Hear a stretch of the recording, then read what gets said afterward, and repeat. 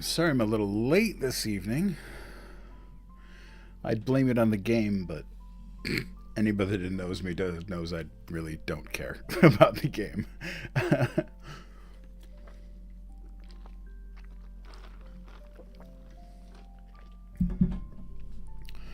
Just had a little bit of computer trouble getting started, which seems to be the theme of the week lately. It's just running into some issues with that. But I am live both on TikTok and YouTube. If you're interested in hanging out with me over on YouTube, I am over there as well as on TikTok.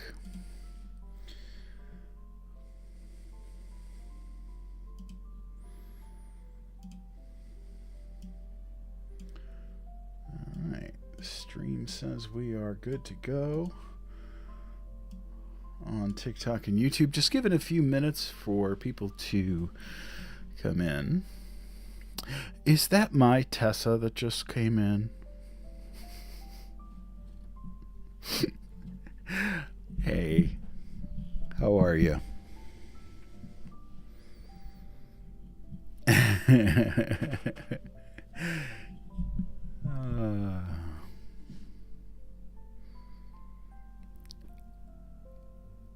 Oh, I don't know, Laya. I may have to fight you over that.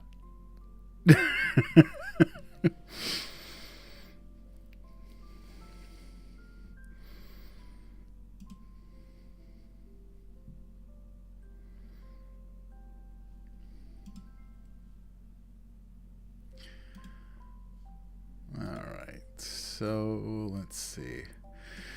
It's gotta. Man, it's like I had everything open, and there we go. Okay.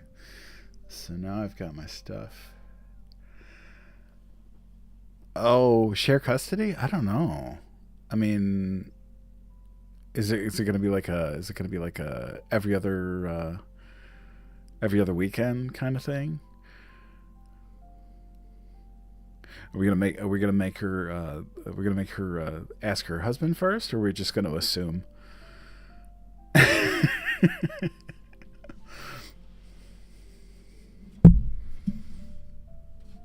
Well, Marissa, I am glad you're here. Oh, we just take her. Oh. Okay, this is a family friendly show, so I am going to refrain from saying things that just crossed my brain.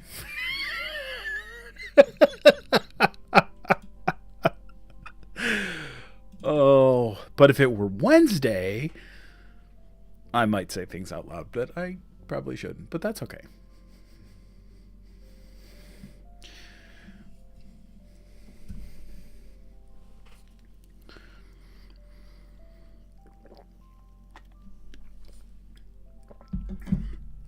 Yes, take you to the movies, Tessa. That's what we're going to do. To get snacks and watch a movie, and you can even get head pats. Hello, Bear Dog. Welcome in. So, deviating from the family friendly theme just a tiny bit, are we all going to see Iron Lung, or because like both of my daughters are like freaking out because they love Markiplier. So, and I actually have heard pretty good things about it, so I'm kind of interested to see it myself.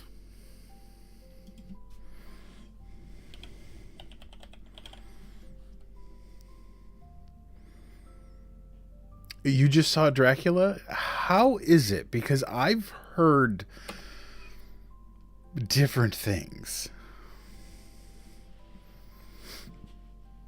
There seems to be like Dracula seems to be kind of, for lack of a better word, hot lately with all of the Dracula related movies like Nosferatu and the Last Voyage of the Demeter, and yeah, I'm okay with that. Yes. Yes, and I freely admit I still have to see Del Toro's Frankenstein. which is one of my absolute favorite classic horror uh, icons. And it's funny sitting down and watching like the Universal classics, like Frankenstein, Bride of Frankenstein, Dracula, even the Wolfman and the Invisible Man. Those movies really hold up way better than you would really expect. But there's a lot of movies from even before that that are just that have held up spectacularly well. I actually was able to see an extended cut in the theater of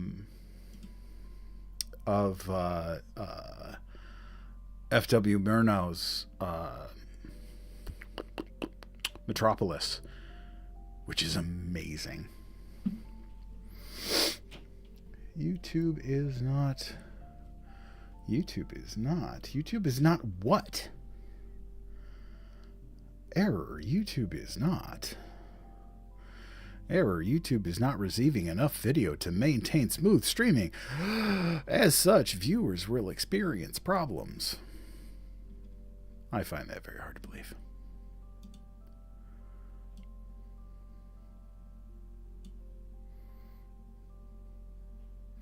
Yes, Daisy, we are doing this. Well, I'm hoping to I'm hoping to increase my YouTube viewership. So I got to figure something out with this, and I'm wondering if it's my computer or my internet connection or what, or the fact that it's Super Bowl Sunday and everybody's like, using their computers, which how dare they? So we're going to give about 2 more minutes for people to filter in, and then we can get started with the borrowers. I'm going to stop. Well, it seems to be okay now. All right, now it's showing as excellent. That's what we like. Excellent. Oh, The Secret Life of Ariadne. Is one of the first movies that I took my oldest daughter to go see in the theater. She was maybe 10 or so. Her first movie was actually Tangled. But then the next one that I took her to was The Secret Life of Ariadne. We are big Studio Ghibli fans.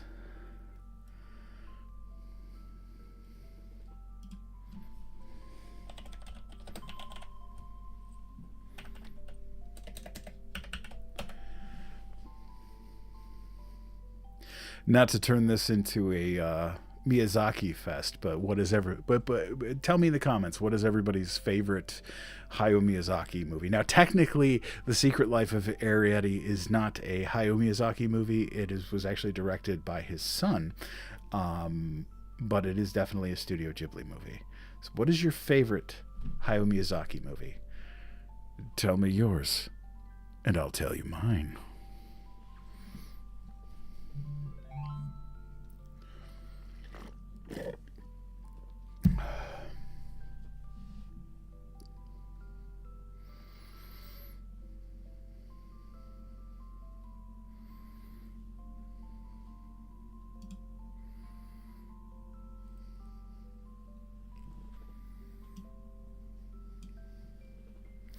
Princess Mononoke. Princess Mononoke was actually my very first Hayao Miyazaki movie. My hands down favorite is Spirited Away. But the one that I will never Howl's Moving Castle is my oldest daughter's favorite movie, not just favorite Miyazaki film or favorite Studio Ghibli film, but yeah. And Howl's Moving Castle is it is a beautiful love story as well. I actually been thinking about reading the book that it's based on. Libby Ponyo is my youngest daughter's favorite. We have this thing about walking around going ham. So if you know, you know. Kiki's Delivery Service, yes. My I won't say it's my favorite, but the one that I will never, ever, ever get tired of is My Neighbor Totoro. Totoro is life. If you don't like Totoro, we can't be friends. It's just, that's just the way it is. If you don't like Totoro, we can't be friends. All right. So, um,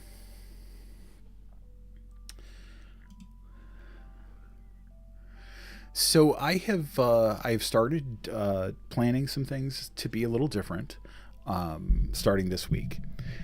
Totoro is Totoro is life. Um, yeah, it's a beautiful movie. It really is. Pompoko, Pompoko. I love Pompoko for certain reasons. Raccoons with giant sacks of nuts is just. I'm not sure how that came about, but it's absolutely hilarious and wonderful all at the same time. So, starting this week, one of the things that I would like to start doing is actually giving a little bit about the book more than usual. But also, if, so like next week, what I'm going to do, because I noticed a few times, I'm not surprised. Japanese folklore is probably just as weird as, yeah, everything else over there. I love Japanese people. I love Japanese culture, but holy cow, it can get weird really quickly. But anyway, starting next week. So with this book, we're probably going to get through like half of it tonight, and if I ever stop talking. But next week, what I'm going to do before I start is give the story so far. Because I've noticed quite a few people when I do these multi-week arcs of a story, they'll come in on the second or third week and they'll be a little disappointed. They won't know what's happened up until then. So if you are here at 9-ish or so when I start, I will give a brief the story so far. Good recap so that, yeah, exactly, a recap so that I can. Why did that word escape me? But no, I will give a recap so that I can, so that to catch people up, so not everybody feels so lost. Because I think sometimes people will drop off because they, they're not able to be invested, and because they missed part of the story, and I don't want these stories to be. I want these stories to be as accessible as possible over the course of the weeks. I've got some ideas of places that I would like to take this live that some of you will hear about in private. And when it gets closer to those things becoming a reality, I'll bring them up here, but they will be very special. And they'll be in line with what I really hope to do with this whole thing that I've started and that I know so many people have come to enjoy. I know some of you are here because you set it on your calendar. And that just, it boggles my mind, and I love it. And I'm really, really happy. So, that being said, as I said in my promo video, the story of the borrowers is a story about small lives that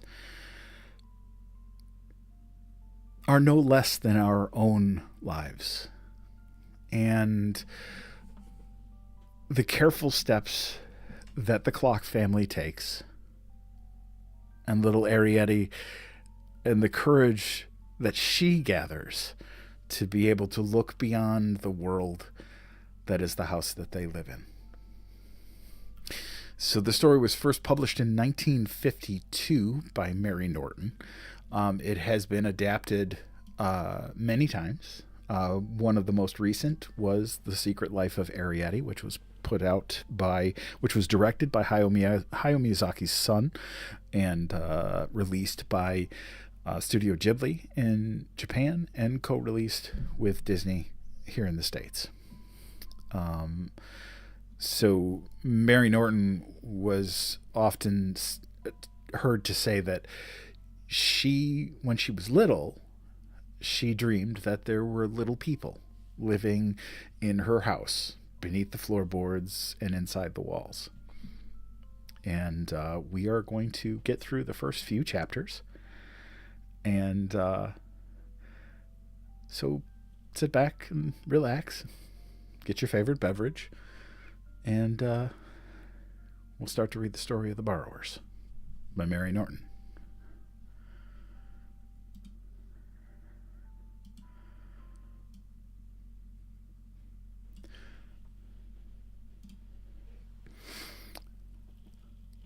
Hey, Nerd Unleashed, welcome in. I'm so glad you're here. Yes, don't drink water because, Tessa doesn't like water. I am forever going to give you a hard time about that. As I sit here drinking my zero sugar A&W cream soda. Not sponsored.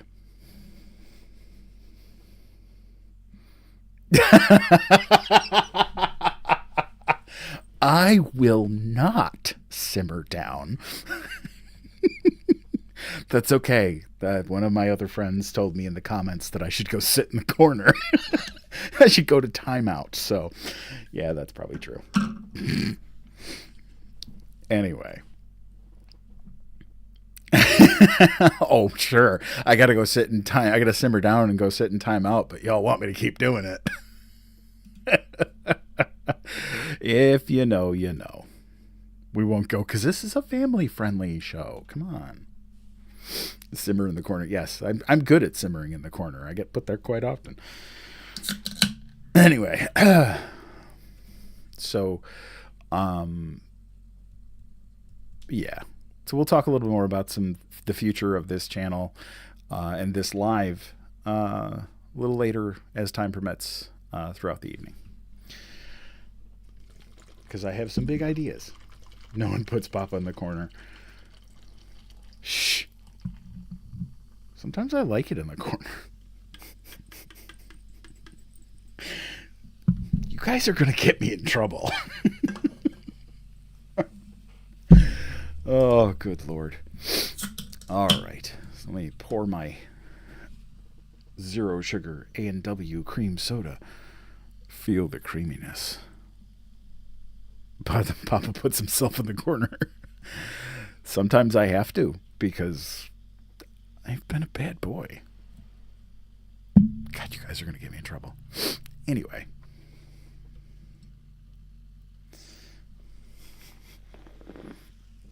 All right, enough of the shenanigans, you guys. So, for anybody that is new, I do this every Sunday evening. At 9 p.m. Eastern Standard Time.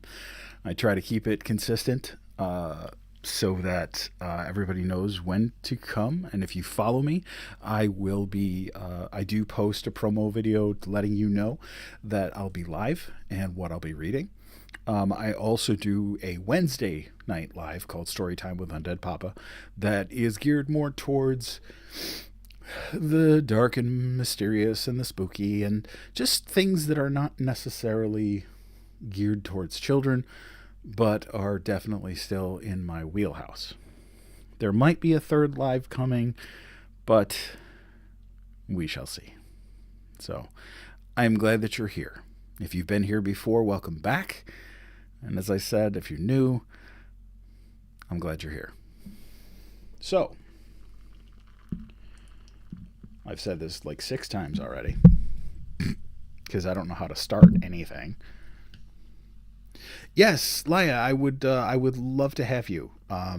Tessa can tell you that we have a lot of fun on Wednesday nights. Yes, I promise I will start reading the book. I know, I tend to talk a little too much. That's a quirk. All right. So here we go. The Borrowers by Mary Norton. Chapter 1. It was Mrs. May who first told me about them. No, not me. How could it have been me, a wild, untidy, self-willed little girl who stared with angry eyes and was said to crunch her teeth? Kate, she should have been called. Yes, that was it. Kate. Not that the name matters much either way. She barely comes into the story. Mrs. May lived in 2 rooms in Kate's parents' house in London. She was, I think, some kind of relation.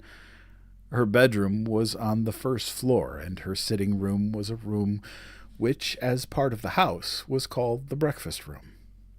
Now, breakfast rooms are all right in the morning when the sun streams in on the toast and marmalade, but by afternoon they seem to vanish a little, and to fill with a strange silvery light, their own twilight. There is a kind of sadness in them then. But, child, it was a sadness Kate liked. She would creep into Mrs. May just before tea time, and Mrs. May would teach her to crochet.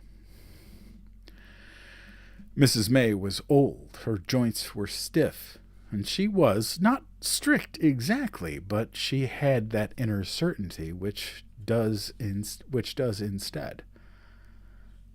Kate was never wild with Mrs. May, nor untidy, nor self-willed, and Mrs. May taught her many things besides crochet. How to wind wool into an egg-shaped ball, how to run and fell and plan a darn, how to tidy a drawer, and to lay like a blessing above the contents a sheet of rustling tissue against the dust. "Where's your work, child?" asked Mrs. May one day, when Kate sat hunched and silent upon the hassock. "You mustn't sit there dreaming. Have you lost your tongue?" "No," said Kate, pulling at her shoe-button. "I've lost the crochet hook." They were making a bed-quilt in woolen squares. There were 30 still to do. "I know where I put it," she went on hastily. "I put it on the bottom shelf of the bookcase just beside my bed." "On the bottom shelf," repeated Miss May, her own needle flicking steadily in the firelight. "Near the floor?" "Yes," said Kate. "But I looked on the floor, under the rug, everywhere. The wool was still there, though, just where I'd left it." "Oh, dear!" Mrs. May exclaimed Mrs. May lightly. "Don't say they're in this house, too." "That what are?" asked Kate. "The burrowers," said Mrs. May. In the half-light she seemed to smile. Kate stared a little fearfully. "Are there such things?" she asked after a moment. "As what?" "As people, other people living in a house who burrow things." Mrs. May laid down her work. "What do you think?" she asked. "I don't know," Kate said, pulling hard at her shoe-button. "There can't be, and yet—" She raised her head. "And yet sometimes I think there must be." "Why do you think there must be?" asked Mrs. May. "Because of all the things that disappear. Safety pins, for instance.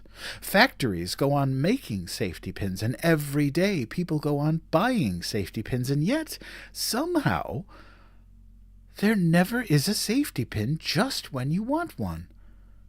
Where are they all? Now, at this minute, where do they go? Take needles," she went on. "All the needles my mother ever bought. There must be hundreds. Can't just be laying around about this house." "Not lying about the house, no," agreed Mrs. May. "And all the other things we keep on buying, again and again, like pencils and matchboxes and sealing wax and hairpins and drawing pins and thimbles." "And hat pins," put in Mrs. May, "and blotting paper." "Yes, blotting paper," agreed Kate, "but not hat pins." "That's where you're wrong," said Mrs. May, and she picked up her work again. There was a reason for hat pins. Kate stared. A reason? She repeated. I mean, what kind of reason? Well, there were two reasons, really. A hat-pin is a very useful weapon, and Mrs. May laughed suddenly. But it all sounds such nonsense, and she hesitated. It was so very long ago. But tell me, said Kate. Tell me how you know about the hat-pin. Did you ever see one? Mrs. May threw her a startled glance. Well, yes, she began. Not a hat-pin, exclaimed Kate impatiently. Whatever you called them, a borrower. Mrs. May drew a sharp breath. No, she said, quickly. I never saw one. But someone else saw one? Cried Kate. And you know about it? I mean, see, you do. Hush, said Mrs. May. No need to shout. She gazed downwards at the upturned face and then smiled, and her eyes slid away into distance. I had a brother, she began uncertainly. Kate knelt upon the hassock. And he saw them. I don't know, said Mrs. May, shaking her head. I just don't know. She smoothed out her work upon her knee. He was such a tease. He told us so many things, my sister and me, impossible things. He was killed, she added gently. Many years ago now, on the northwest frontier. He became colonel of his regiment. He died what they call a hero's death. Was he your only brother? Yes, and he was our little brother. I think that was why, she thought for a moment, still smiling to herself. Yes, why he told us such impossible stories, such strange imaginings.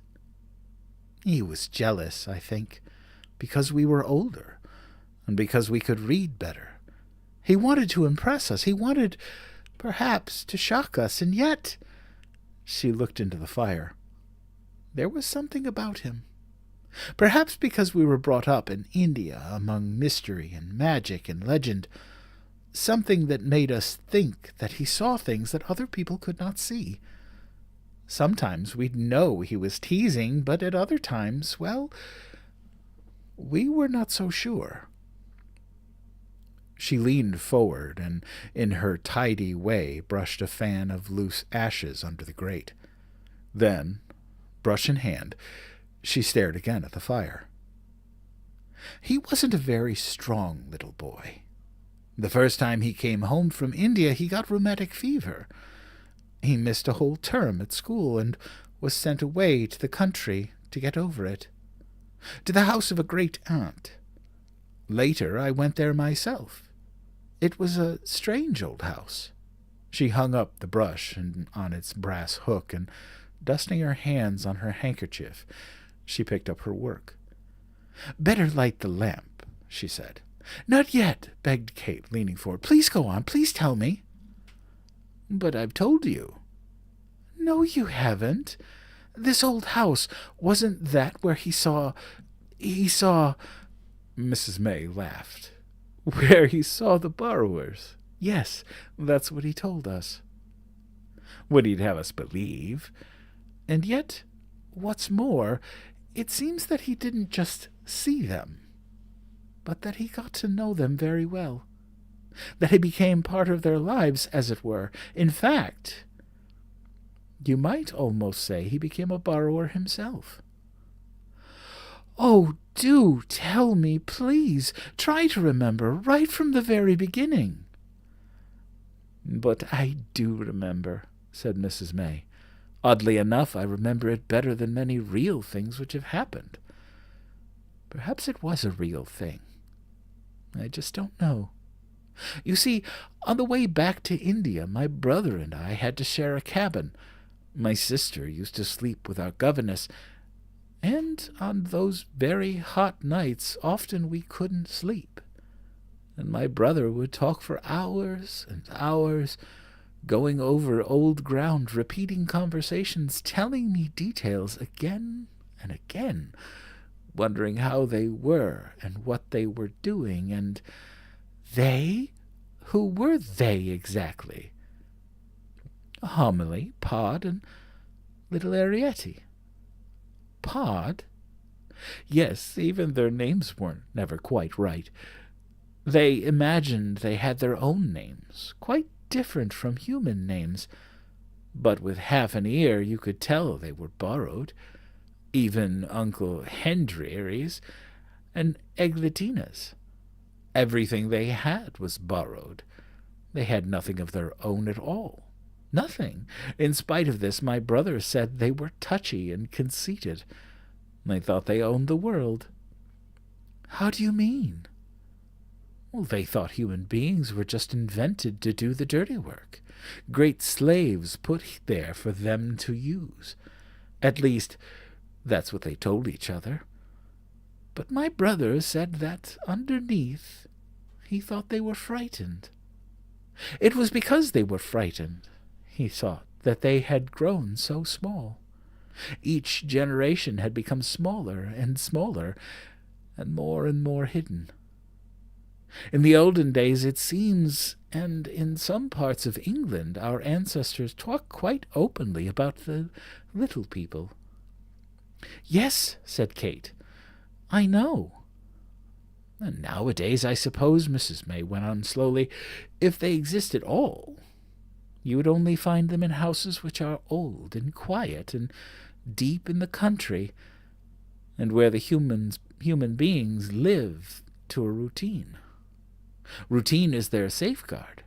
They must know which rooms are to be used and when. They do not stay long where there are careless people or unruly children or certain household pets. This particular old house, of course, was ideal, although as far as some of them were concerned, a trifle cold and empty. Great-Aunt Sophie was bedridden through a hunting accident some 20 years before, and as for other human beings, there was only Mrs. Driver the cook, Camphor the gardener, and at rare intervals an odd housemaid or such. My brother, too, when he went there after rheumatic fever, had to spend long hours in bed, and for those first weeks it seems the borrowers did not know of his existence. He slept in the old night nursery beyond the schoolroom. The schoolroom at that time, was sheeted and shrouded and filled with junk, odd trunks, a broken sewing machine, a desk, a dressmaker's dummy, a table, some chairs, and a disused pianola, as the children who had used it, Great-Aunt Sophie's children, had long since grown up, married, died, or gone away.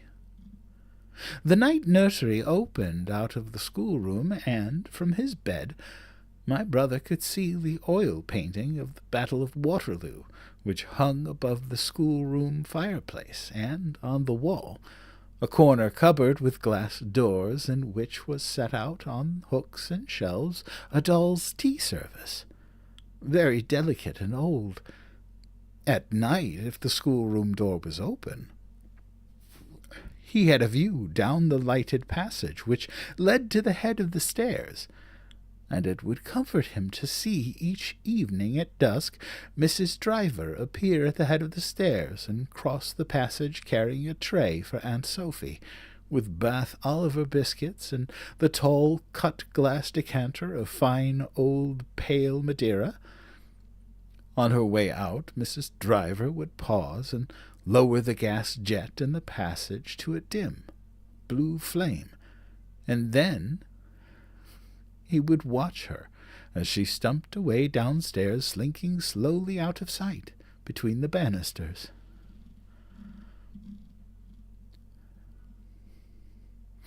Under this passage in the hall below there was a clock, and through the night he would hear it strike the hours.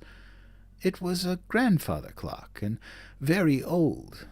Mr. Frith of Light and Buzzard came each month to wind it, as his father had come before him, and his great-uncle before that. For 84 years, they said, and to Mr. Frith's certain knowledge. It had not stopped, and, as far as anyone could tell, for as many years before that. The great thing was that it must never be moved. It stood against the wainscot, and the stone flags around it had been washed so often that a little platform, my brother said, rose up inside.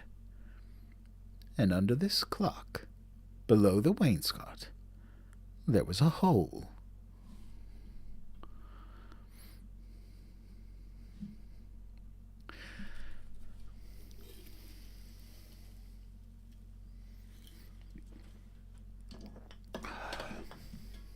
Chapter 2. It was Pod's hole, the keep of his fortress, the entrance to his home. Not that his home was anywhere near the clock, far from it, as you might say. There were yards of dark and dusty passageway with wooden doors between the joists and metal gates against the mice. Pod used all kinds of things for these gates, a flat leaf of a folding cheese grater, the hinged lid of a small cash box, squares of pierced zinc from an old meat safe, a wire fly swatter. "Not that I'm afraid of mice," Homily would say, "but I can't abide the smell." In vain Arrietty had begged for a little mouse of her own, a little blind mouse to bring up by hand, like Aglatina had. But Homily would bang with the pan lids and exclaim, "And look what happened to Aglatina." "What?" Arrietty would ask. "What did happen to Aglatina?" But no one would ever say. It was only Pod who knew the way through the intersecting passages to the hole under the clock, and only Pod could open the gates. There were complicated clasps made of hairpins and safety pins of which Pod alone knew the secret. His wife and child led more sheltered lives in home-like apartments under the kitchen, far removed from the risks and dangers of the dreaded house above. But there was a grating in the brick wall of the house just below the floor level of the kitchen above, through which Arrietty could see the garden. A piece of gravelled path and a bank where crocus bloomed in spring, where blossom drifted from an unseen tree, and where later an azalea bush would flower, and where birds came, and pecked and flirted and sometimes fought. "The hours you waste on them birds," Homily would say. "And when there's a little job to be done, you can never find the time. I was brought up in a house," Homily went on, "where there wasn't no grating, and we were all the happier for it. Now go off and get me the potato." That was the day when Arrietty, rolling the potato before her from the storehouse down the dusty lane under the floorboards, kicked it ill-temperedly so that it rolled rather faster into their kitchen, where Homily was stooping over the stove. "There you go again," exclaimed Homily, turning angrily. "Nearly pushed me into the soup. And when I say potato, I don't mean the whole potato. Take the scissor, can't you, and cut off a slice." "Didn't know how much you wanted," mumbled Arrietty, and Homily, snorting and sniffing, unhooked the blade and handle of half a pair of manicure scissors from a nail on the wall and began to cut through the peel. "Oh, you've ruined this potato," she grumbled. "You can't roll it back now in all that dust, not once it's been cut open." "Oh, what does it matter?" said Arrietty. "There are plenty more." "Oh, that's nice. That's a nice way to talk. Plenty more. Do you realize, Homily went on gravely, laying down the half-nail scissor, that your poor father risks his life every time he borrows a potato? I meant, said Arrietty, that there are plenty more in the storeroom. Well, out of my way now, said Homily, bustling around again. Whatever you meant, and let me get the supper. Arrietty wandered through the open door into the sitting-room. The fire had been lighted, and the room looked bright and cozy. Homily was proud of her sitting-room. The walls had been papered with scraps of old letters out of waste-paper baskets, and Homily had arranged the handwriting sideways in vertical stripes which ran from floor to ceiling. On the walls, repeated in various colors, hung several portraits of Queen Victoria as a girl. These were postage stamps, borrowed by Pod some years ago from the stamp box on the desk in the morning room. There was a lacquer trinket box, padded inside with the lid open, which they used as a settle.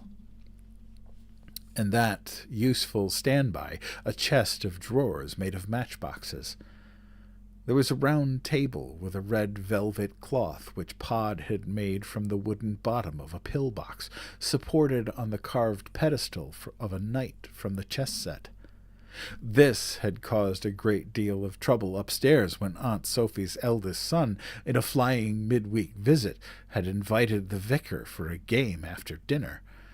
Rosa Pickhatchet, who was the housemaid at the time, gave in her notice. After she had left, other things were found to be missing, and no one was engaged in her place. From that time onwards, Mrs. Driver ruled supreme. The night itself, its bust, so to speak, stood on a column in the corner where it looked very fine, and lent that air to the room which only a statuary can give. Beside the fire, in a tilted wooden bookcase, stood Arrietty's library. This was a set of those miniature volumes which the Victorians loved to print, but which to Arrietty seemed the size of very large church Bibles. There was Bryce's Tom Thumb Gazetteer of the World, including the last census, Bryce's Tom Thumb Dictionary, with short explanations of scientific, philosophical, literary, and technical terms, Bryce's Tom Thumb edition of the comedies of William Shakespeare, including a foreword on the author, another book whose pages were all blank, called Memoranda, and last but not least, Arrietty's favorite, Bryce's Tom Thumb Diary and Proverb Book, with a saying for each day of the year as a preface, and the life story of a little man called General Tom Thumb, who married a girl called Mercy Lavinia Bump.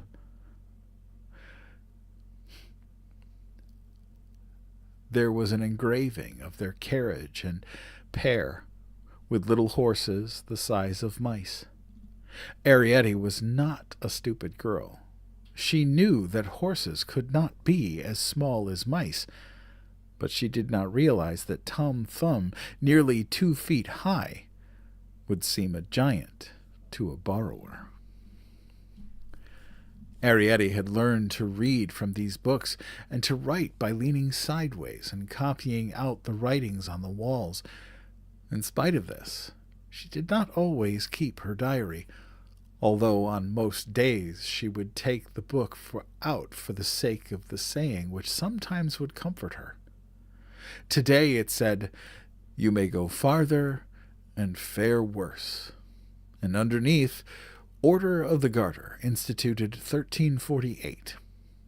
She carried the book to the fire and sat down with her feet on the hob. "What are you doing, Arrietty?" called Homily from the kitchen. "Writing my diary?" "Oh!" exclaimed Homily shortly. "What did you want?"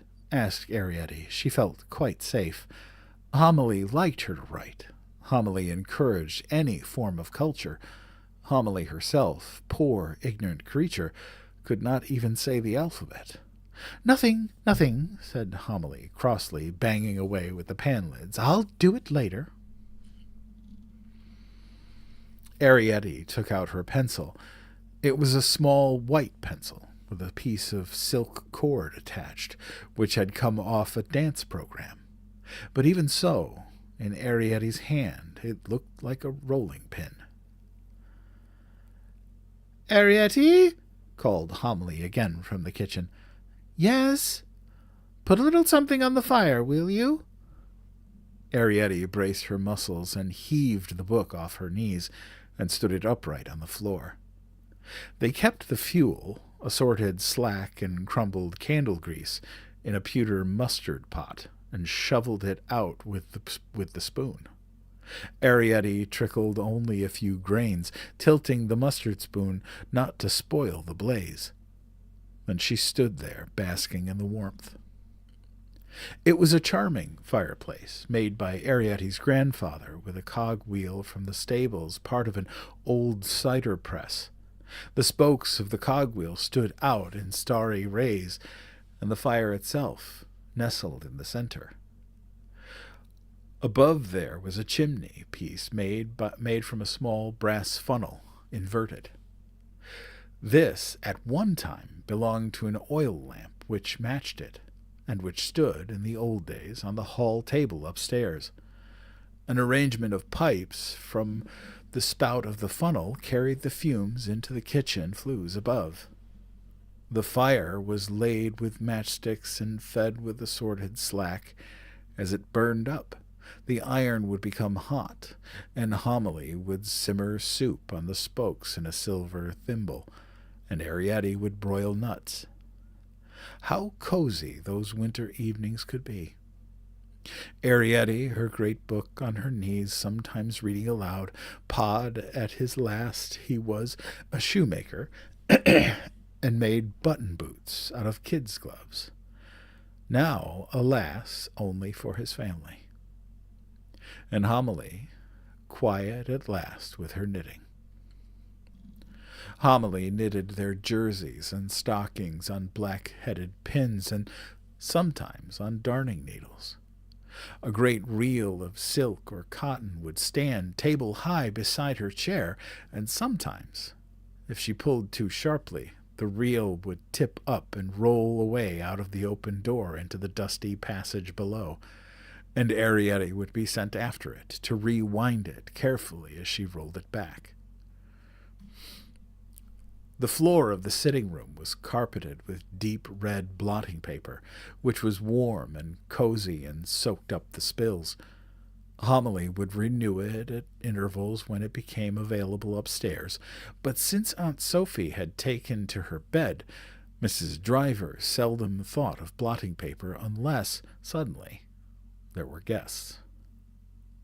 Homily liked things which saved washing because drying was difficult under the floor. Water they had in plenty, hot and cold, thanks to Pod's father, who had tapped the pipes from the kitchen broiler. They bathed in a small tureen which had once held pâté de foie gras. When you had wiped out your bath, you were supposed to put the lid back, to stop people putting things in it. The soap, too, a great cake of it, hung on a nail in the scullery, and they scraped pieces off. Homily liked coal tar, but Pod and Arrietty preferred sandalwood. "What are you doing now, Arrietty?" called Homily from the kitchen. "Still writing my diary?" Once again, Arrietty took hold of the book and heaved it back onto her knees. She licked the head of her great pencil and stared a moment, deep in thought. She allowed herself, when she did remember to write, one little line on each page, because she would never, if this she was sure, have another diary. And if she could get 20 lines on each page, the diary would last her 20 years.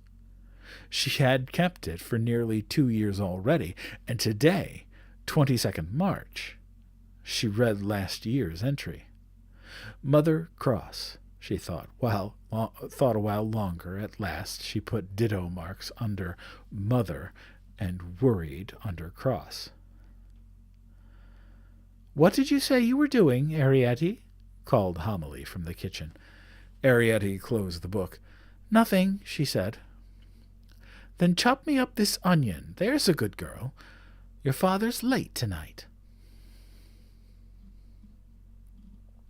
Oops.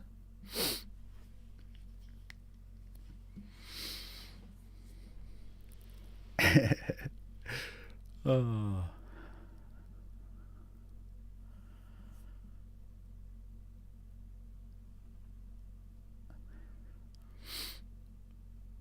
All right. So, time to hydrate.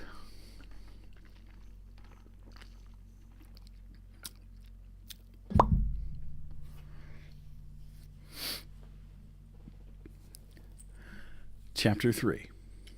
Sighing, Arrietty put away her diary and went into the kitchen. She took the onion ring from Homily and slung it lightly around her shoulders while she foraged for a piece of razor blade.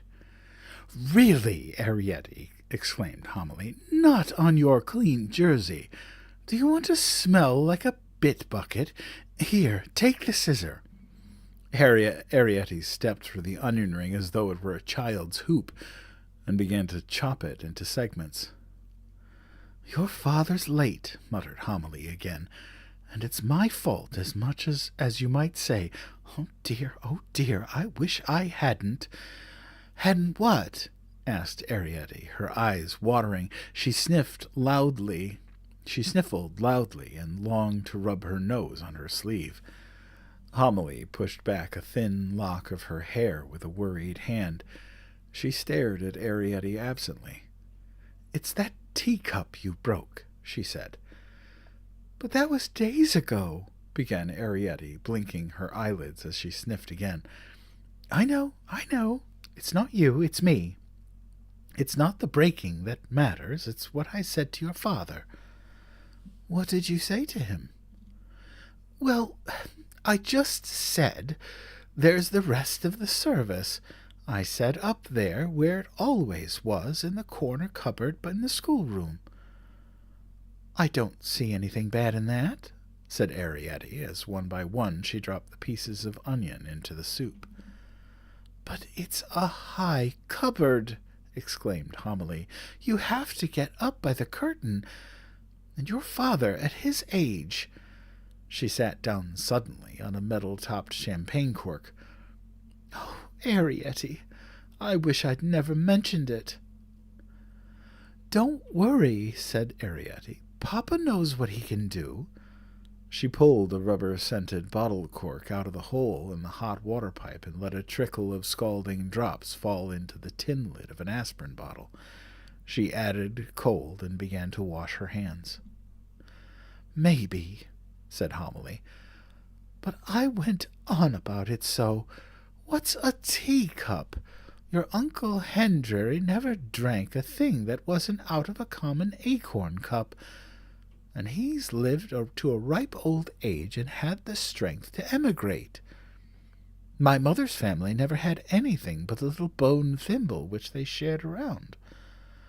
But it's once you've had a teacup, if you see what I mean." "Yes," said Arrietty, drying her hands on a roller towel made out of surgical bandage. "It's that curtain," cried Homily. "He can't climb a curtain at his age. Not by the baubles." "With his pin he could," said Arrietty. "His pin! I led him into that one, too. Take a hat-pin, I told him, and tie a bit of name-tape to the head, and pull yourself upstairs. It was to borrow the emerald watch from her bedroom for me to time the cooking." Homily's voice began to tremble. "Your mother's a wicked woman, Arrietty, wicked and selfish, that's what she is." "You know what?" exclaimed Arrietty suddenly. Homily brushed away a tear. "No," she said wanly. "What?" "I could climb the curtain." Homily rose up. Arrietty, you dare stand there in cold blood and say a thing like that? But I could borrow. I know I could. Oh, gasped Homily. Oh, you wicked heathen girl, how can you speak so? And she crumbled up again on the cork stool. So it's come to this, she said. Now, mother, please, begged Arrietty. Now, don't take on. But don't you see, Arrietty, gasped Homily. She stared down at the table at a loss for words, and then at last raised a haggard face. My poor child, she said, don't speak like that of borrowing. You don't know, and thank goodness you never will know. She dropped her voice to a fearful whisper. What it's like upstairs. Arrietty was silent. What is it like? She asked after a moment. Homily wiped her face on her apron and smoothed back her hair. Your Uncle Henry, she began, Eglatina's father. And then she paused. Listen, she said. What's that? Echoing on the wood was a faint vibration, the sound of a distant click. Your father! Exclaimed Homily. Oh, look at me! Where's the comb? They had a comb, a little silver 18th century eyebrow comb from the cabinet in the drawing-room upstairs. Homily ran it through her hair and rinsed her poor red eyes, and when Pod came in, she was smiling and smoothing down her apron. Pod came in slowly, his sack on his back. He leaned his hat pin with its dangling name tape against the wall, and on the middle of the kitchen table he placed a doll's teacup. It was the size of a mixing bowl. Why, Pod, began Homily. Got the saucer, too, he said. He swung down the sack and untied the neck. Here you are, he said, drawing out the saucer. Matches it. He had a round, currant, bunny sort of face. Tonight it looked flabby. Oh, Pod, said Homily, you do look queer. Are you all right? Pod sat down. I'm fair enough, he said. You went up the curtain, said Homily. Oh, Pod, you shouldn't have. It's shaken you. Pod made a strange face. His eyes swiveled round toward Arrietty. Homily stared at him, her mouth open, and then she turned. Come along, Arrietty, she said briskly. You pop off to bed now, like a good girl, and I'll bring you some supper. Oh, said Arrietty, can't I see the rest of the borrowings? Your father's got nothing now, only food.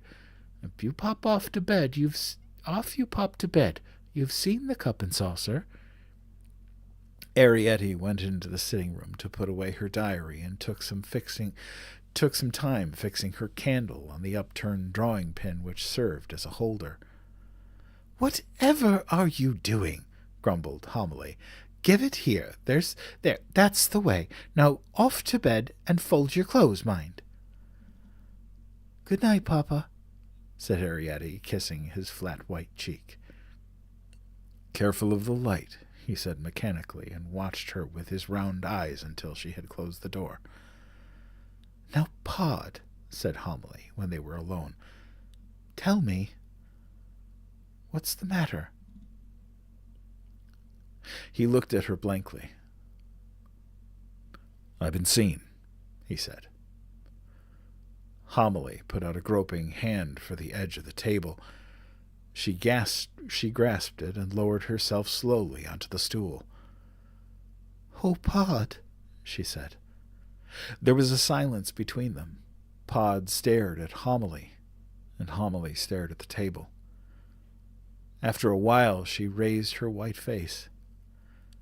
Badly? She asked. Pod moved restlessly. I don't know about badly. I've been seen. Ain't that bad enough?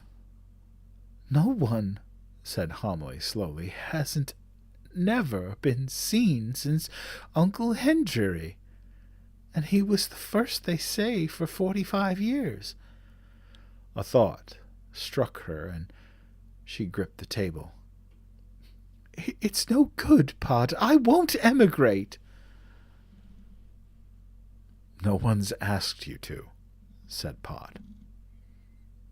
To go and live like Hendry and Loopy in a badger's set.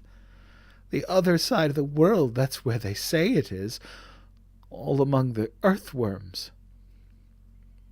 It's 2 fields away above the spinney, said Pod. Nuts. That's what they eat, and berries. I would wonder if they don't eat mice. You've eaten mice yourself, Pod reminded her. And all drafts and fresh air, and the children growing up wild. Think of Ariette, said Homily. Think of the way she's been brought up, an only child. She'd catch her death. It's different for Hendry. Why? Asked Pod. He's got 4. That's why, explained Homily. When you've got 4, they're brought up rough. But never mind that now. Who saw you? A boy, said Pod. A what? Exclaimed Homily, staring. A boy. Pod sketched out a rough shape in the air with his hands. You know, a boy. But there isn't... I mean, what sort of boy? I don't know what you mean, what sort of boy. A boy in a nightshirt, a boy. You know what a boy is, don't you? Yes, said Homily, I know what a boy is. But there hasn't been a boy, not in this house, these 20 years. Well, said Pod, there's one now. Homily stared at him in silence, and Pod met her eyes. Where did he see you? Asked Homily at last. In the schoolroom. Oh, said Homily, when you was getting the cup. Yes, said Pod. Haven't you got eyes? Asked Homily. Couldn't you have looked first? There's never nobody in the schoolroom, and what's more, he went on, there wasn't today. Then where was he? In bed, in the night nursery, or whatever it's called. That's where he was, sitting up in bed with the doors open. Well, you could have looked in the nursery. How could I? Halfway up the curtain. Is that where you was? Yes. With the cup? Yes, I couldn't get up or down. Oh, Pod, wailed Homily. I should never have let you go, not at your age. Now look here, said Pod. Don't mistake me. I got up all right, got up like a bird, as you might say, bobbles or no bobbles. But, he leaned toward her, afterwards, with the cup in me hand, if you see what I mean, he picked it up off the table, you see it's heavy-like. You can hold it by the handle, like this, but it drops, or droops, as you might say. You should take a cup like this in your 2 hands, a bit of cheese off a shelf, or an apple.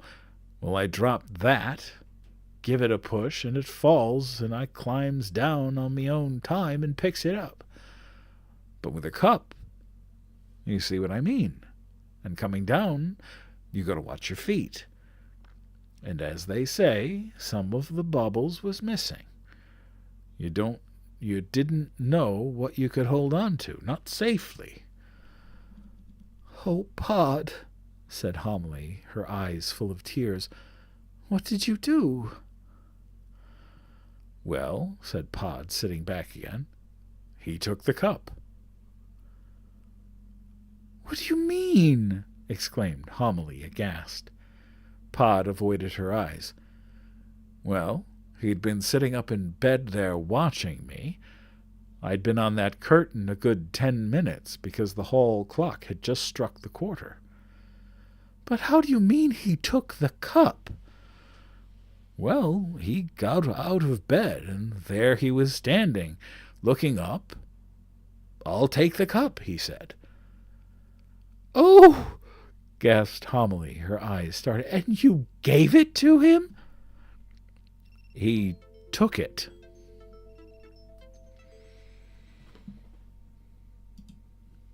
Yes, Tick-Tock, I am not a robot. I have fooled you once again. He took it, said Pod, ever so gentle, and then, when I was down, he gave it to me. Homily put her face in her hands.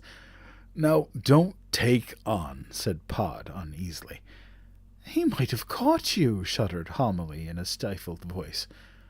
Yes, said Pod, but he just gave me the cup. Here you are, he said.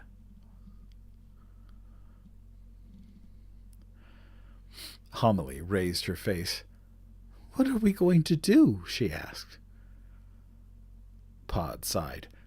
Well, there isn't nothing we can do. Except... Oh, no, exclaimed Homily. Not that, not emigrate, not that, Pod, not. I've got the house so nice, and a clock and all. We could take the clock, said Pod. And Arietti? What about her? She's not like those cousins. She can read, Pod, and sew a treat. You don't know where we live, said Pod. But they look, exclaimed Homily. Remember Hendry. They got the cat, and... Now, said Pod. Don't bring up the past. But you've got to think of it. They got the cat, and... Yes, said Pod, but Eglatina was different. How different? She was Arietti's age.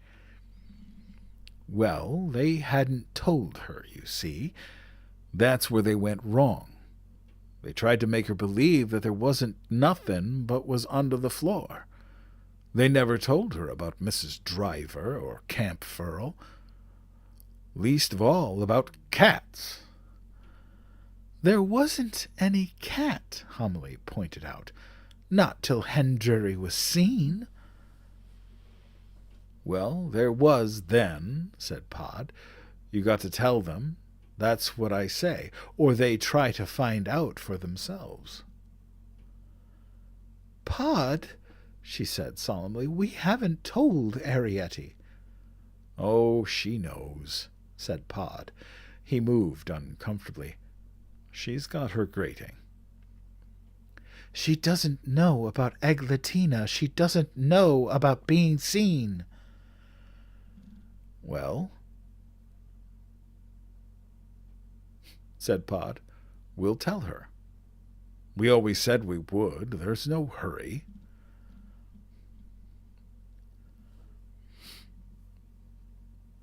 Well, Homily stood up. Pod, she said, we're going to tell her now.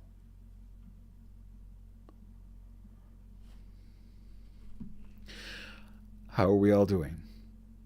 Sticking with me? Enjoying the evening? Liking the story? Harley, no, I don't do these every night, just on Sundays and Wednesdays. Sunday is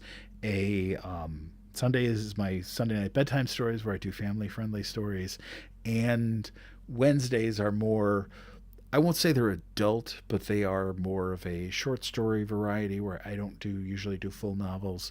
Yes, hydration break, Tessa, thank you. A reminder.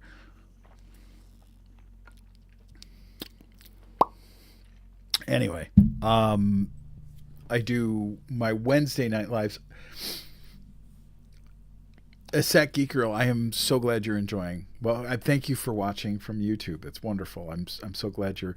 I don't care where you watch, but I'm actually very cool that you're watching. That you're watching over there.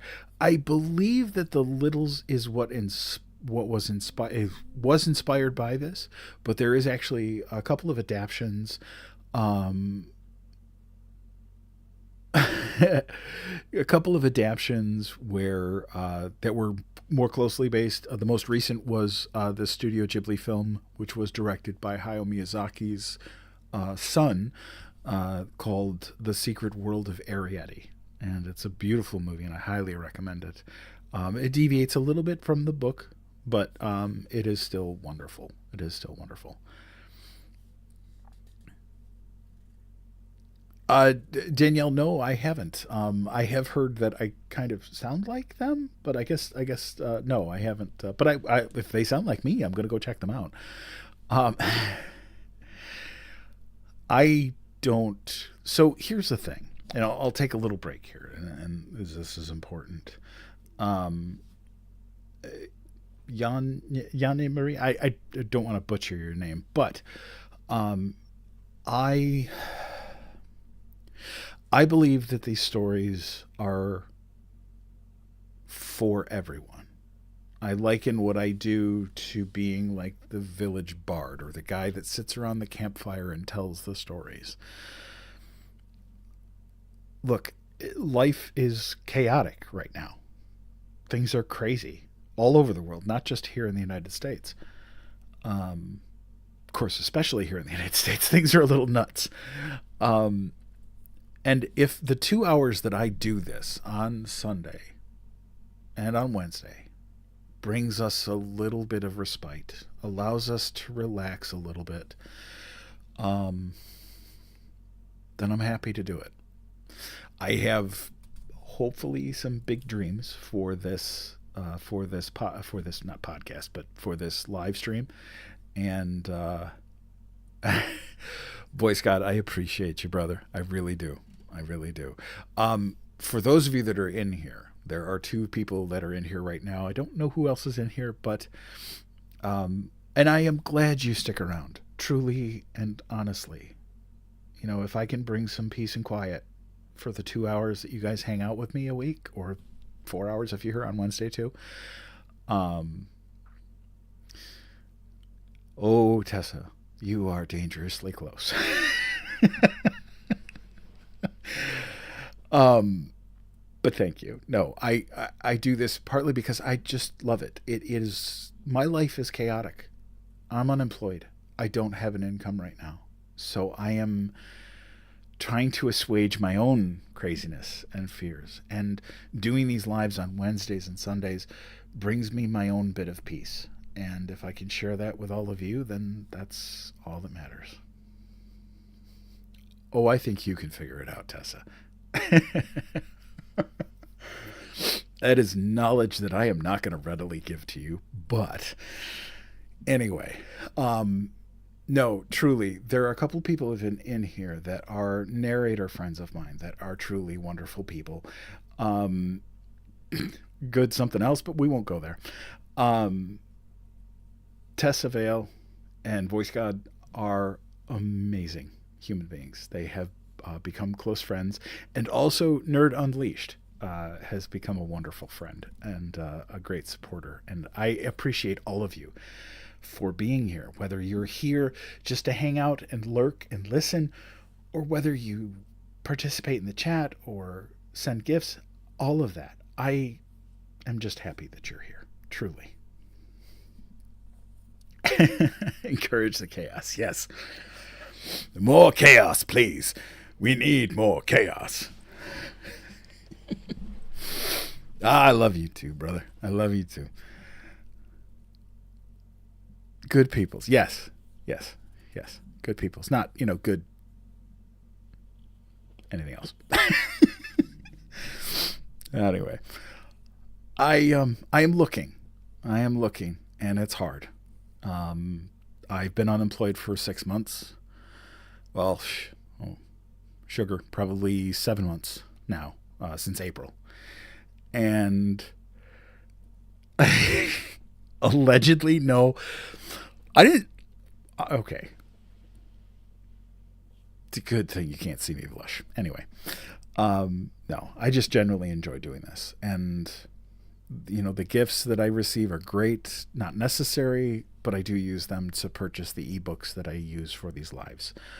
And there are some other irons in the fire that I have going. One of which is going to be a subscription where I do the lowest tier, just $3 a month.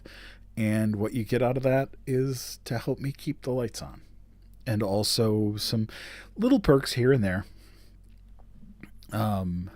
Yeah, I feel you.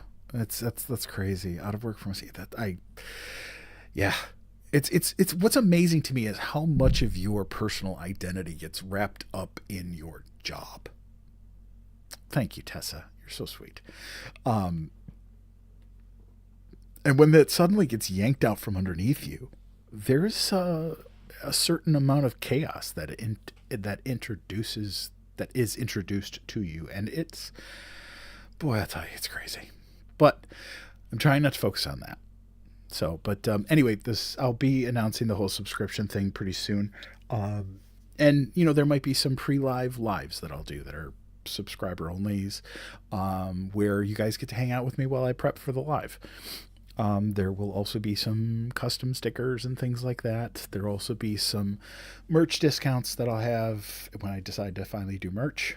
But nothing crazy. Nothing crazy. I don't want to, and I promise you, now that I've mentioned that, I promise you, and I've said this before, the stories, these lives, Wednesday, tonight on Sundays, will never, ever, ever be behind a paywall.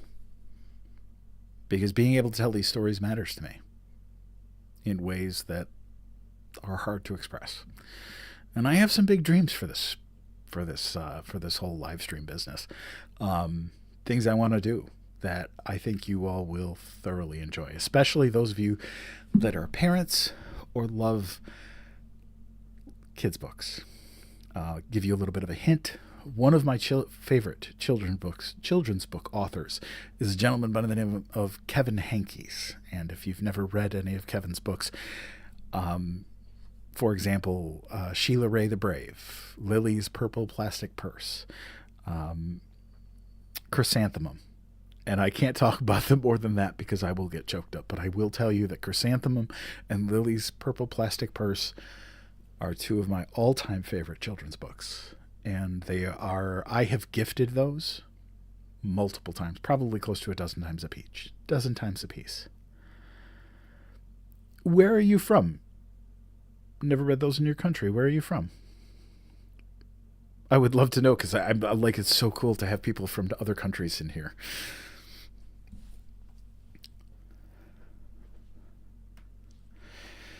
But Puerto Rico or Portugal? Which one? What am I missing here? PR. Help me. I don't want to get it wrong. Puerto Rico. Beautiful. Beautiful. Beautiful. I've always wanted to visit Puerto Rico. It's from what I have heard and what I've been told by people that have gone there, that it is beautiful. Welcome from Maine. Yes, Puerto Rico in the house. And yes, that is part of the United States. I'm proudly willing to say that. And it should be said more and more. You guys deserve statehood, to be completely honest with you. But that's a whole other discussion, and we don't do politics here. At least not right now. So I am going to go ahead and get back to the story. We'll talk more.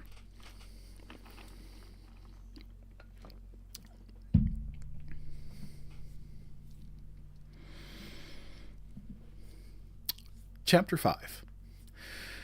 Arrietty had not been asleep. She had been lying under her knitted coverlet, staring up at the ceiling. It was an interesting ceiling. Pod had built Arrietty's bedroom out of 2 cigar boxes, and on the ceiling, lovely painted ladies dressed in swirls of chiffon blew long trumpets against a background of blue sky. Below, there were feathery palm trees and small white houses set about a square.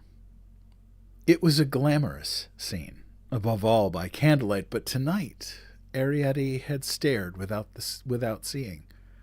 The wood of a cigar box is thin, and Arrietty, lying straight and still under the quilt, had heard the rise and fall of worried voices. She had heard her own name. She had heard Homily exclaim, "Nuts and berries, that's what they eat!" And she had heard, after a while, the heartfelt cry of, "What shall we do?" So when Homily appeared beside her bed, she wrapped herself obediently in her quilt, and padding in her bare feet along the dusty passage, she joined her parents in the warmth of the kitchen. Crouched on her little stool, she sat clasping her knees, shivering a little, and looking from one face to another.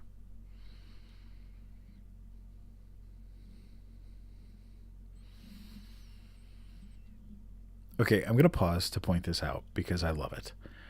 This is one of the coolest things that I see happen. At Coffee Town, Tessa, what say you to being from a coffee town? Tessa is obsessed with coffee. We'll just go ahead and say that. But anyway, no, what I'm pointing out here is the fact that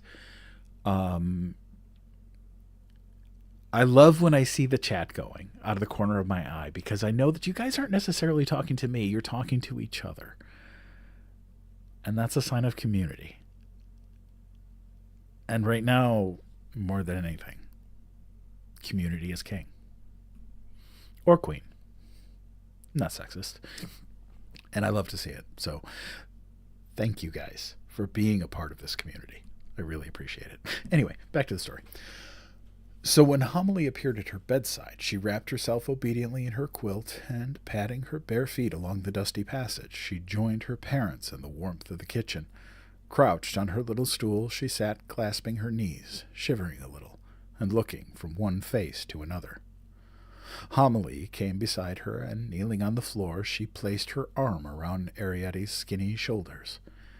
"Arrietty," she said gravely, "you know about upstairs." "What about it?" asked Arrietty. "You know there are 2 giants." "Yes," said Arrietty, "Great Aunt Sophie and Mrs. Driver."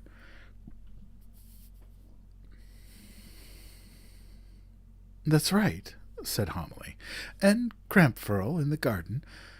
She laid a roughened hand on Arrietty's clasped ones. "And you know about Uncle Henry." Arrietty thought a while. "He went abroad," she said. "Emigrated," corrected Homily, "to the other side of the world, with Aunt Loopy and all the children, to a badger's set, a hole in a bank under a hawthorn hedge. Now why do you think he did this?" "Oh," said Arrietty, her face alight, "to be out of doors, to lie in the sun, to run in the grass, and to swing on twigs like the birds do, to suck honey." "Nonsense, Arrietty!" exclaimed Homily sharply. "That's a nasty habit. And your Uncle Henry's a rheumatic sort of man. He emigrated," she went on, stressing the word, "because he was seen." "Oh," said Arrietty. "He was seen on the 23rd of April, 1892, by Rosa Pickhatchet in the drawing-room mantelpiece. Of all places," she added suddenly in a wondering aside. "Oh," said Arrietty. "I have never heard, nor no one has ever seen fit to tell why he went on the drawing-room mantelpiece in the first place. There's nothing on it, your father assures me, which cannot be seen from the floor or by standing sideways on the handle of the bureau and steadying yourself on the key. That's what your father does if he ever goes into the drawing-room." "They said it was a liver pill," put in Pod. "How do you mean?" asked Homily, startled. "A liver pill for Loopy," Pod spoke wearily. "Someone started a rumor," he went on, "that there were liver pills on the drawing-room mantelpiece." "Oh," said Homily, and looked thoughtful. "I never heard that." all the same," she exclaimed, "it was stupid and foolhardy. There's no way down except by the bell-pull. She dusted him, they say, with a feather duster, and he stood so still alongside a cupid that she might never have noticed him if he hadn't sneezed.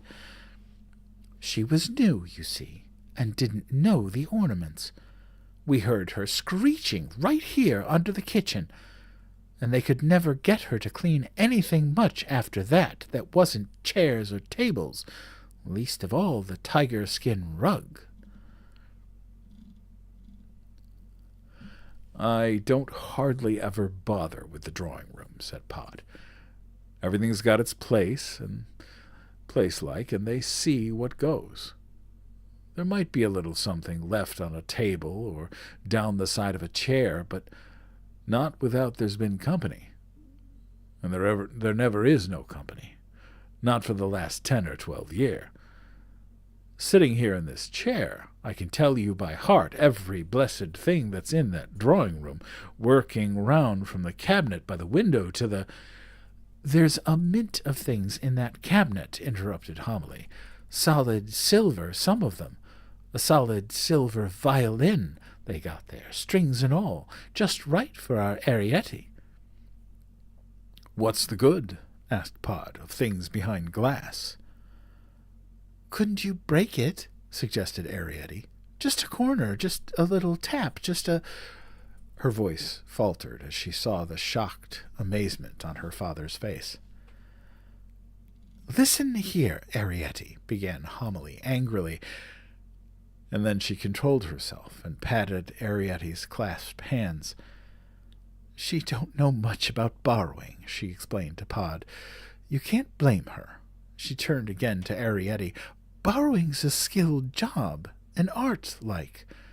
Of all the families who've been in this house, there's only us left. And do you know why for?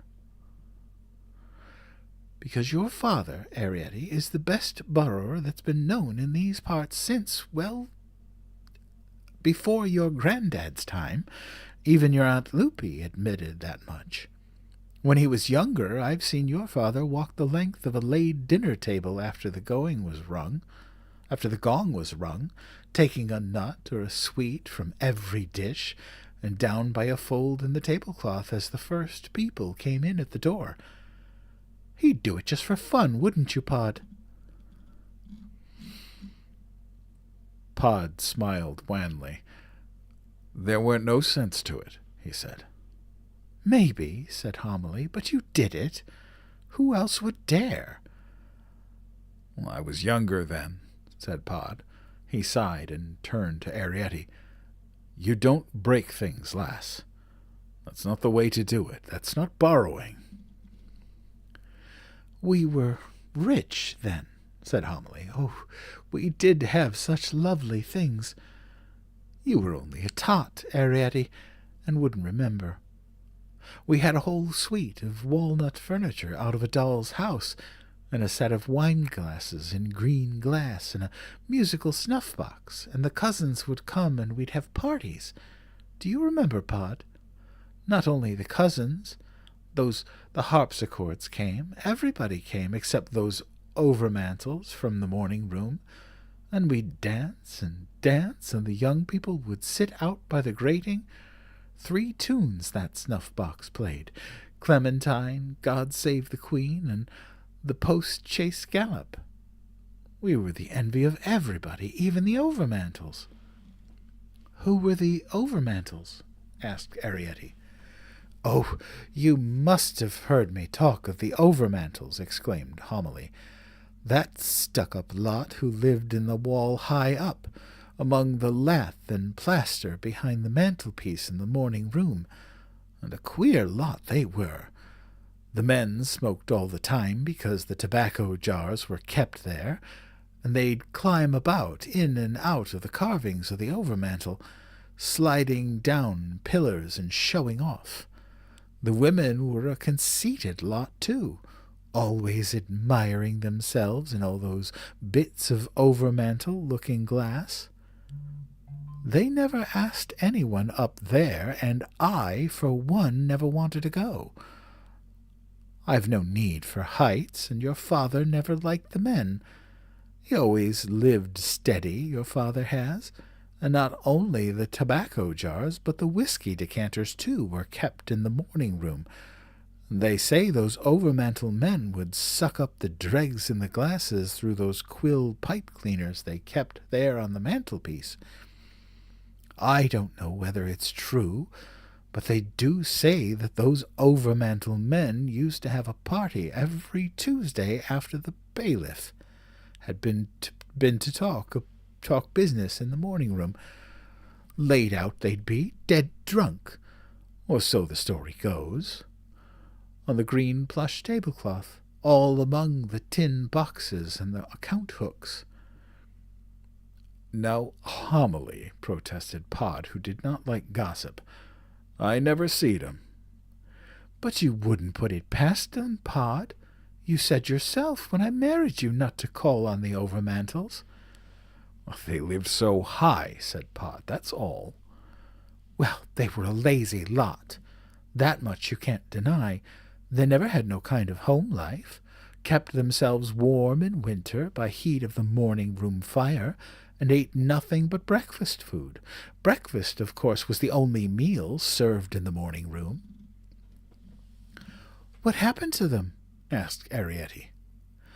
Well, when the master died and she took to her bed, there were no more use for the morning room, so the Overmantels had to go. What else could they do? No food, no fire. It's a bitter cold room in winter. And the harpsichords? Asked Arrietty. Homily looked thoughtful. Well, they were different. I'm not saying they weren't stuck up too, because they were.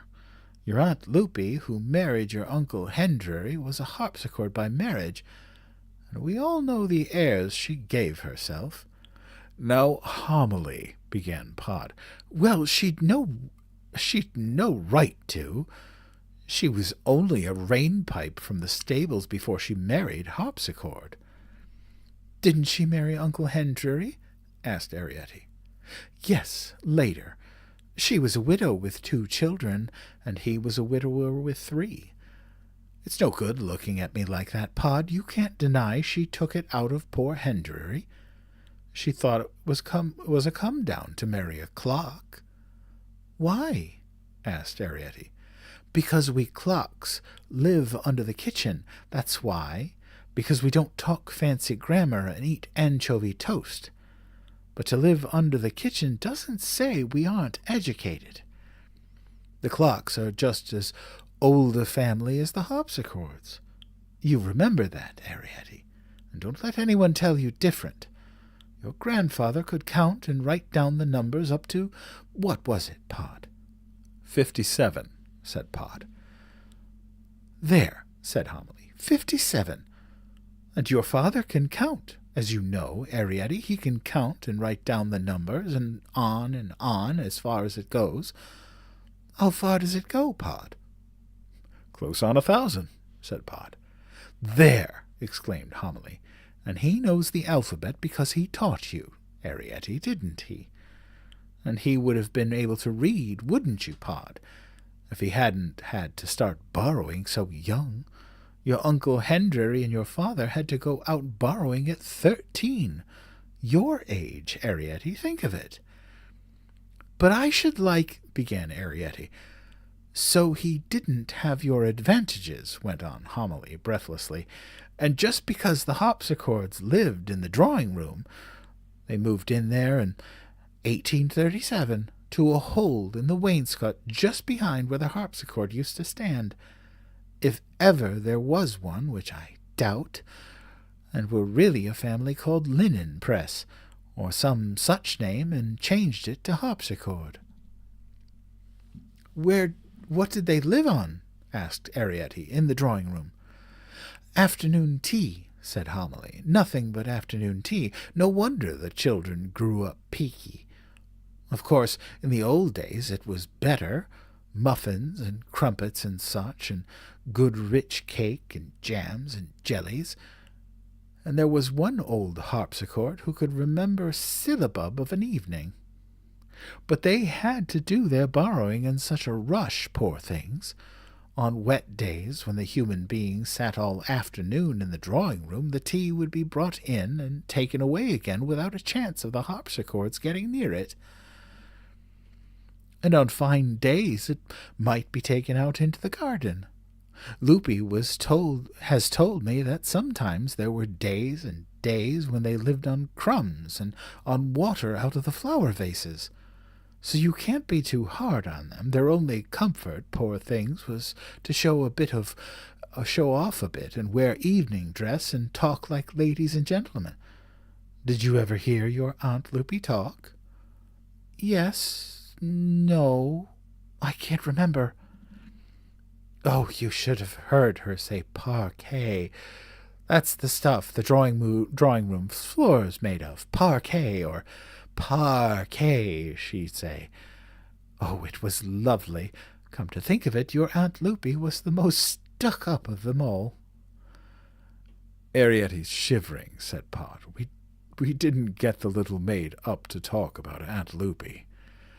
No, we did, cried Homily, suddenly contrite. You should have stopped me, Pod. There, my lamb, tuck this quite round you, and I'll get you a nice drop of piping hot soup. And yet, said Pod, as Homily, refussing at the stove, ladled the soup into the teacup, we did, in a way. Did what? asked Homily. Get her here to talk about Aunt Loopy, Uncle Hendry, and... He paused. Eglatina. Let her drink up her soup first, said Homily.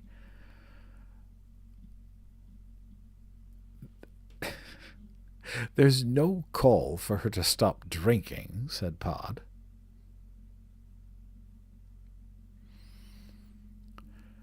Chapter 6. Your mother and I got you up, said Pod, to tell you about upstairs. Arrietty, holding the great cup in both hands, looked at him over the edge. Pod coughed. You said a while back that the sky was dark brown with cracks in it. Well, it isn't. He looked at her almost accusingly. It's blue. I know, said Arrietty. You know? Exclaimed Pod. Well, yes, of course I know. I've got the grating. Can you see the sky through the grating? Go on, interrupted Homily. Tell her about the gates. Well, said Pod ponderously, if you go outside this room, what do you see? A dark passage, said Arrietty. And what else? Other rooms. And if you go farther? More passages. And if you go walking on in all the passages under the floor, however they twist and turn, what do you find? Gates, said Arrietty. Strong gates, said Pod. Gates you can't open. What are they there for? Against mice, said Arrietty. Yes, agreed Pod uncertainly, as though he gave her half a mark. But mice never hurt no one. What else? Rats, suggested Arrietty. We don't have rats, said Pod. What about cats? Cats, echoed Arrietty, surprised. Or to keep you in, suggested Pod. To keep me in? Repeated Arrietty, dismayed. Upstairs is a dangerous place, said Pod. And you, Arrietty, you're all we've got, see? It isn't like Hendry. He still has two of his own, and two of hers. Once, said Pod, Hendry had three. Three of his own. Your father's thinking of Eglatina, said Homily.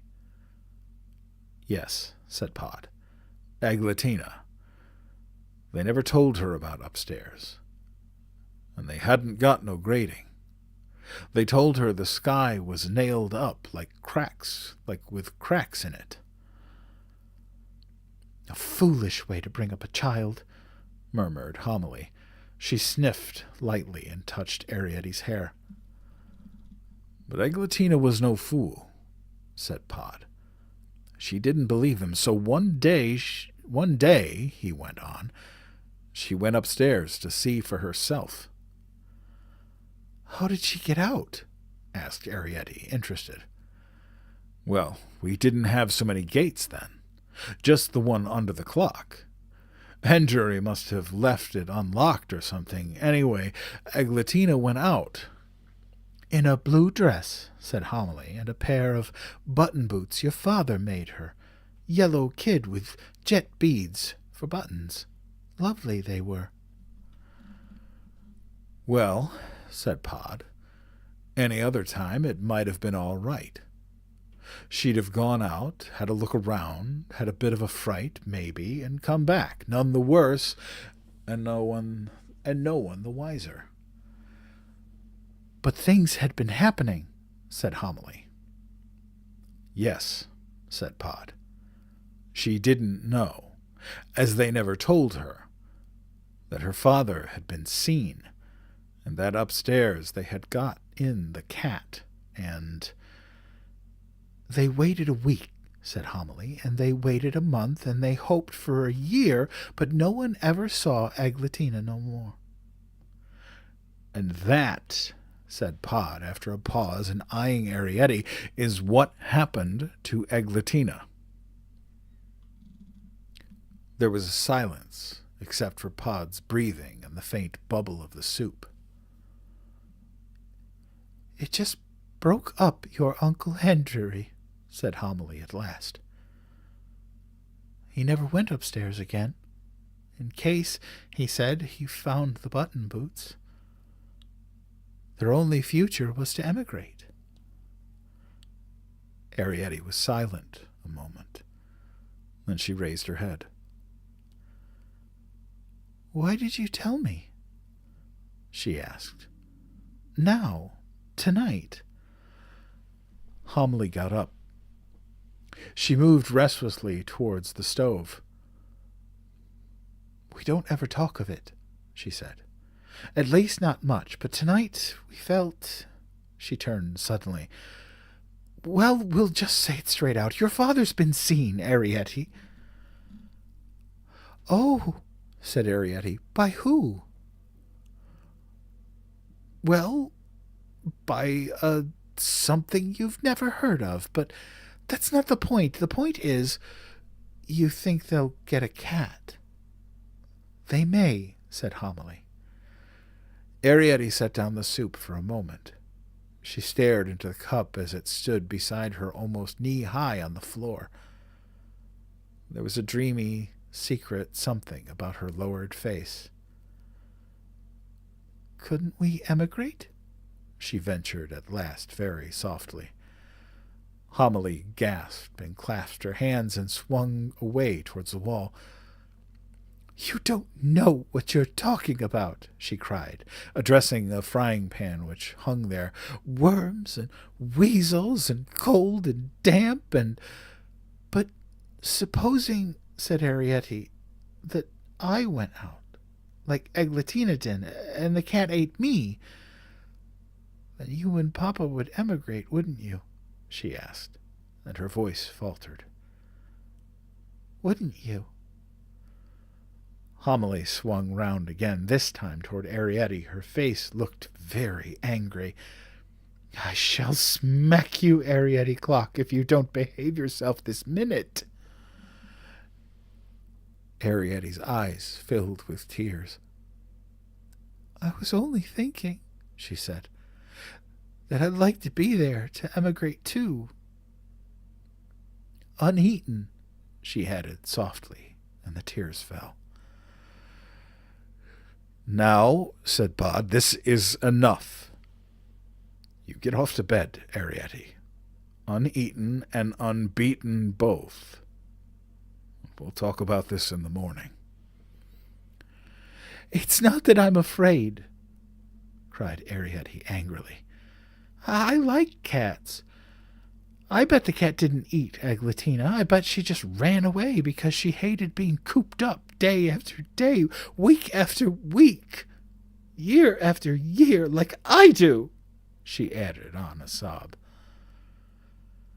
"Cooped up," repeated Homily, astounded. Arrietty put her face in her hands. "Gates," she gasped. "Gates, gates, gates." Pod and Homily stared at each other across Arrietty's bowed shoulders. "You didn't ought to have brought it up," he said unhappily. "Not so late at night." Arrietty raised her tear-streaked face. "Late or early? What's the difference?" she cried. "Oh, I know Papa is a wonderful borrower. I know we've managed to stay when all the others have gone. What has it done for us in the end? I don't think it's so clever to live on alone forever and ever in a great, big, half-empty house under the floor with no one to talk to, no one to play with, nothing to see but dust passages, no light but candlelight and firelight, and what comes through the cracks. Aglatina had brothers, and Aglatina had half-brothers. Aglatina had a tame mouse. Aglatina had yellow boots with jet buttons, and Aglatina did get out just once."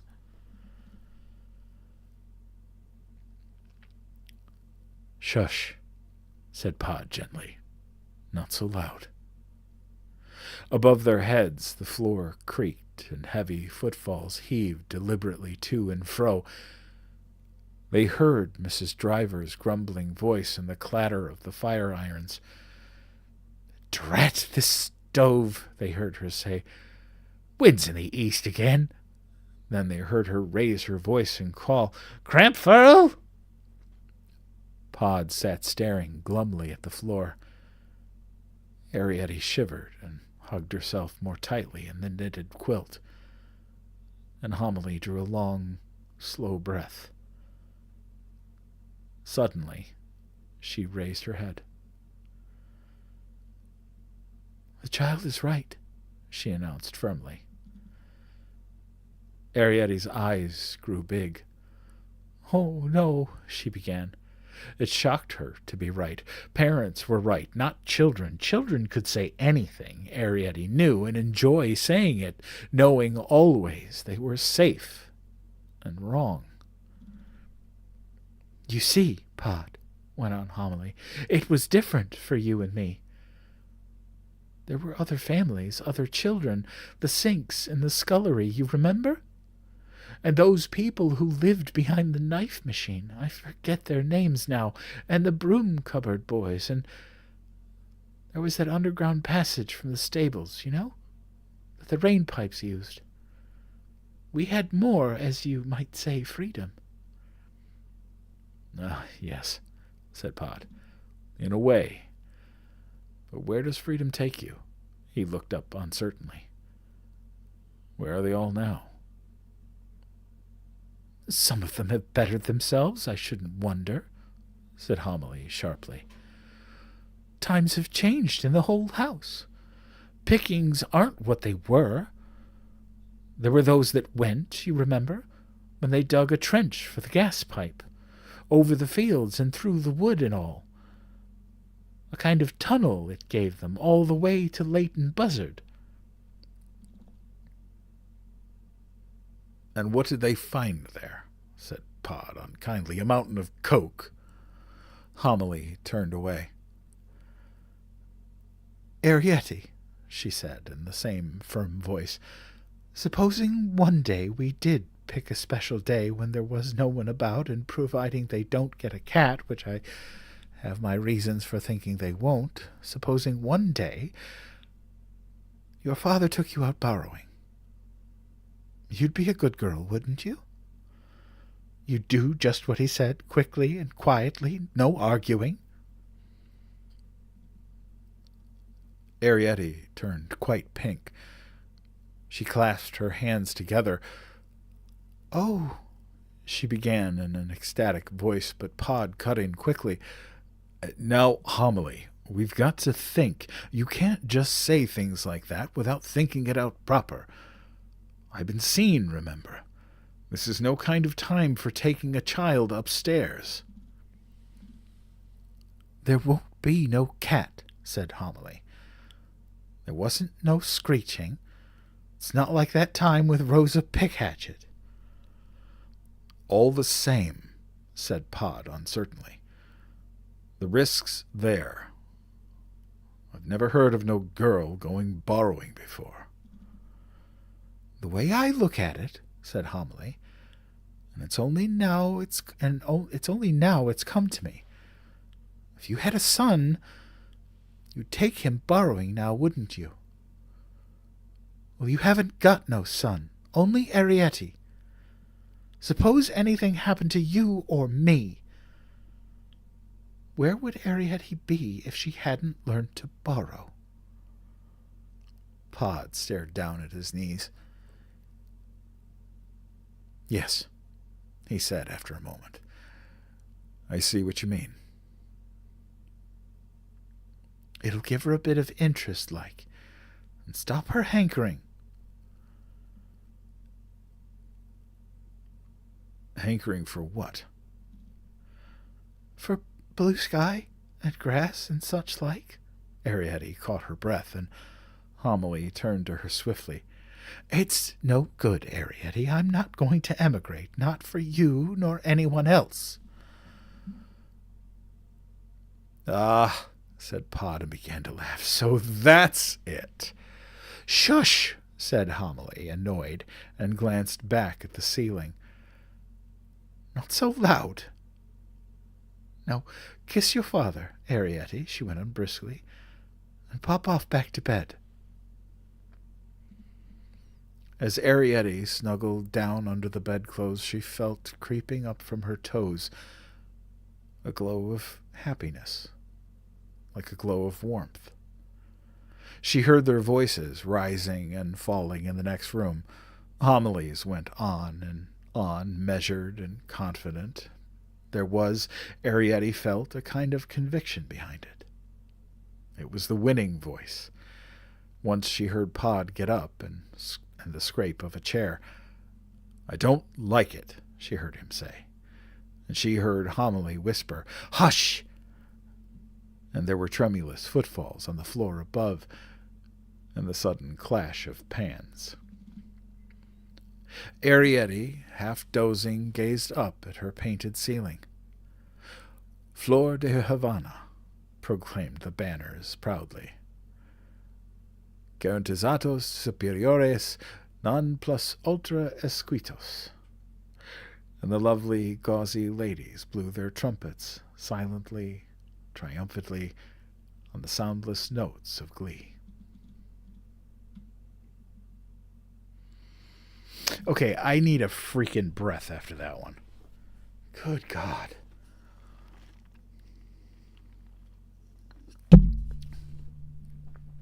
Oh my God. No, it's not the Latin. It's just the whole emotion of that. Whew.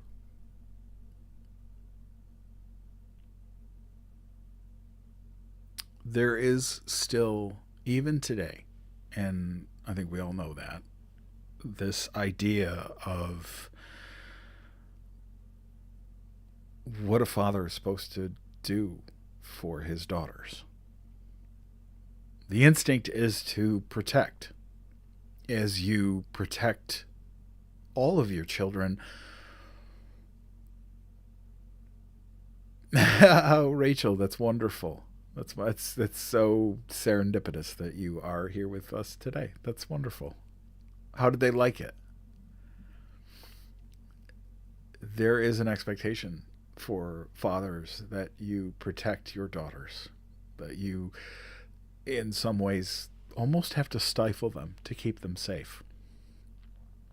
And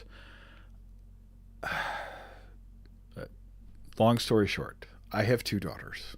I have no sons, and I'm okay with that. I love my daughters more than anything in the world, and I would do everything to protect them. But I also realize that I have to let them grow. As much as the world scares the living hell out of me, yeah. So my oldest is 20. She lives here with me in the United States. My youngest, back in 2022, decided to move to the UK to live with her mom and her stepdad. Now, it wasn't anything because we had an issue. I mean, my youngest daughter and I are very, very close.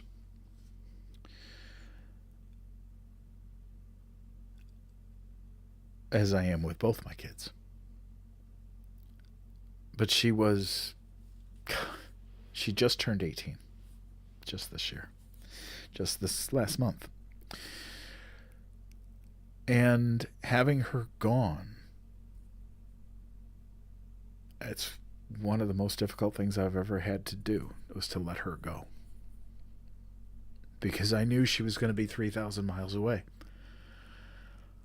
And there wasn't a damn thing I could do to protect her from the scariness of the world.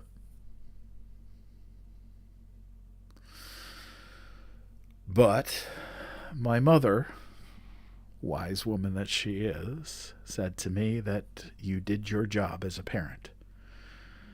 As a father, you've given her the tools that she needs to exist where you're not right by her side.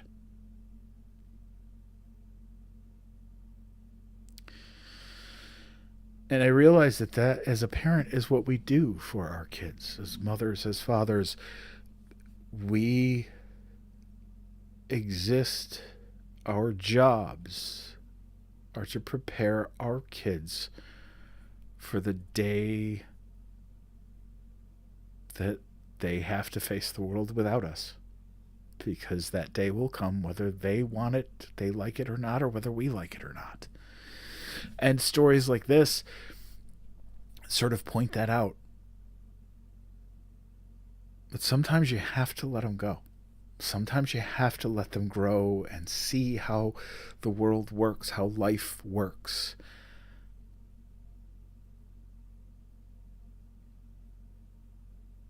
And it was the day that she left, it felt like I had taken half of my heart and put it on a plane and sent it 3,000 miles away.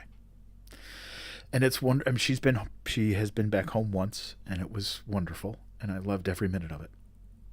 And I cherish that time. But I know as a parent, there are times when I need a hug from my daughter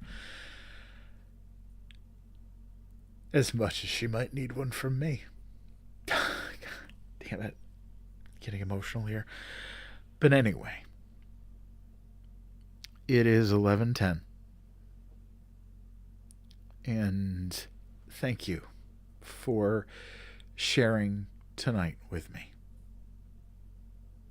I know there was a lot going on today and a lot going on every day. And sometimes we have to find the courage to just step forward, even though we know that the world is uncertain. And we don't know what the path forward is. And we just have to trust, based on the information that we have at the time, that we're going to make the right decision. And that's what parenting is too. And I've always said that parenting is the most frustrating and yet the most fulfilling thing I have ever done in my life. Someday I could cure cancer. And I will always feel that the most important job and the most important thing I will ever do is be a father to my children and to raise them to be better than I was. and to leave the world and to lead the world, even if it's just their corner of it, to a better place.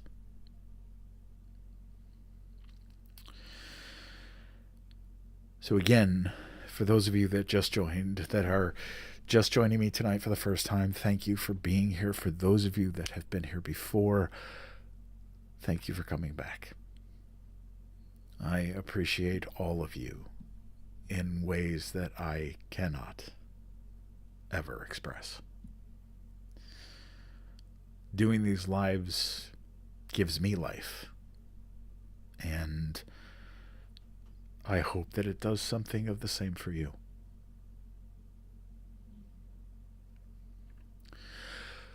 So I will be back on Wednesday night with another story time with Undead Papa. We'll get into some spooky and mysterious, and I'm not sure what we're going to do this Wednesday, but I'll come up with something, and if you follow me, you'll find out Wednesday morning when I post the promo. Yeah, you're right. It is okay to not be okay. And that's a hard lesson. But once you learn it, once you embrace it, it's actually easier to move forward. It's easier to take that scary step. But thank you for being here. And as I always sign off with, Tessa knows. She could tell. She could tell you what I'm going to say. But it is more important now than it has ever been in my life. And I've been on this planet for 50 years. Please be kind to each other out there. And be kind to yourself. Because kindness matters. And so do you. I love you guys. I'll see you Wednesday or next Sunday. Take care.